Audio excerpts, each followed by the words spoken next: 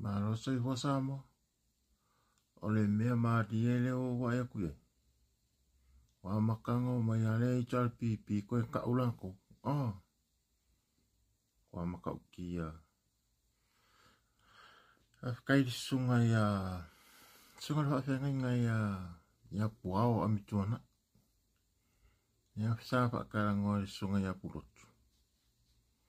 Ya afkai ya wi le kole loko fa fenga inga. Ya po pasta ho. Pasta puao. Ya fa ingo ya langa sunga fa fenga inga ya pasta balus fukala.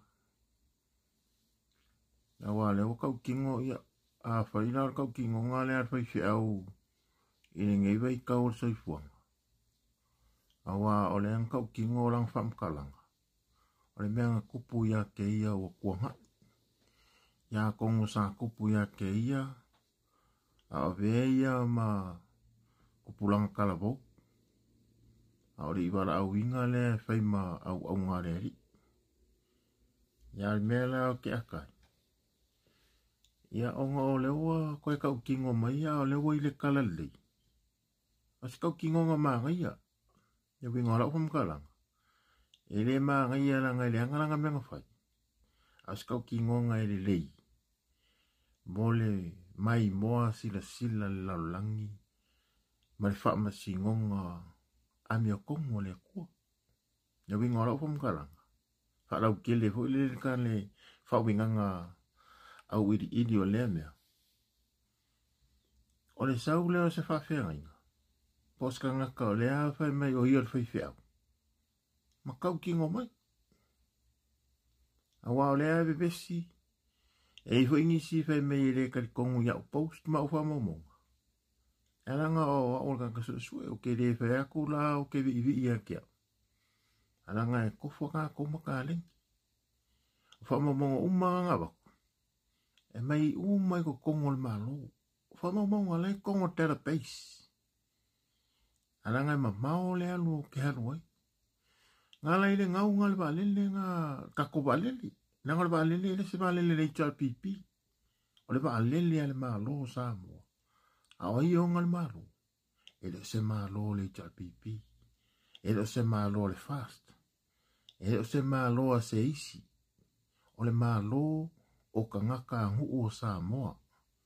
O Samoa e pule ilanga whainga malo. E pule I le fili e inga o ngā kai e oe. E whai la kou mo la kou sui kongo le moko fongo o Samoa. E ala ilanga pāre mengi. The House of Representatives. Ia ngā fili mai lola ia leo se pāre mia mai le. I leo le a I le pāki o le a malo ma kele le whaingumela. Fili mai ngā leo le. Le kapengeka ma le lako pāre mia. Ma le fonga whakalai. Le whainga ngā le mea. O le malo la oi. O le malo ka ngu o Samoa. Langa o le whapung sai le kungu. Ne whapung salo ka kua kungu. E leo whai polo kiki elea. I la koua le wanga. Nga mangu malo inga ma mangu malo mai whainga o le malo. Ia mala kou whao ngā iku penge I kakova aila ia I lewa mo mai ala kou. Ia ke ofo. It's so shameful to the HRPP supporters.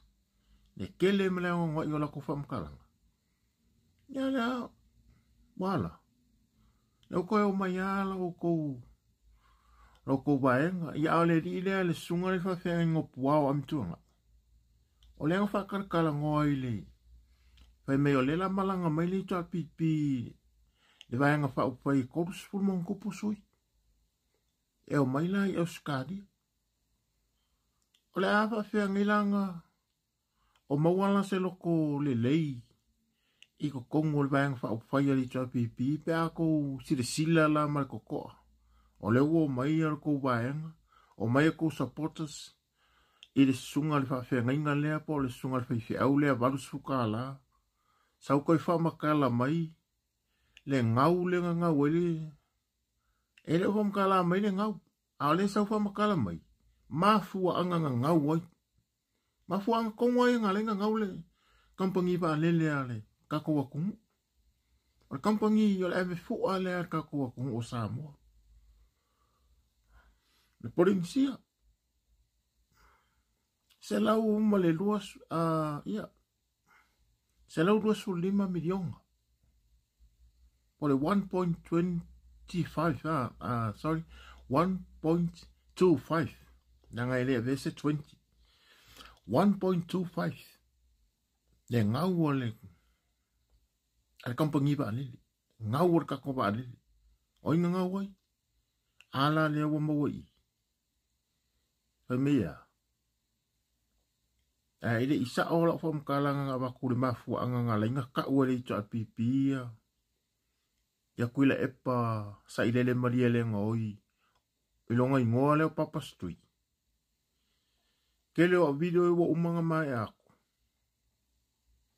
mai kodu ka usanga karunga ufai fai ngai me o video mafu anga le lengo ka ua ngala inga ka u papa stui o papa stui ngala inga ka us kuila epa sa ilele o papa stui ese nanga ke mol mau ko leva ngo finga bengal malo fam ka nga benga so ya lelen se vei iba ngo iba fiku iba valo se leo ka nga benga wa onga male MCO so o mi onga ia public service sa fai one se mawai oe ya nga el fure ki fa ko ese ya papa stui ko e mori sio bango ar kai mi ki fa ko ese ya o mawa oi la lo ba nga papa stui a fai foi la ke fia nu nga wala fa ala kuwa pe ila o mori mawa a sunga ya puao ya kala puao ka o kingo mai ya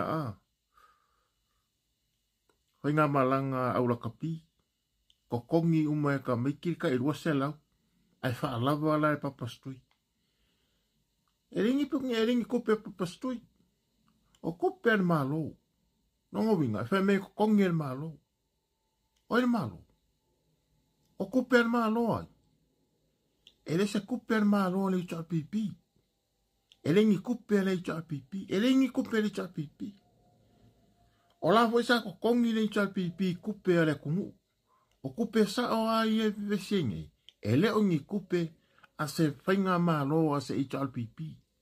O kupe ale a kumu. O kupe a Samoa.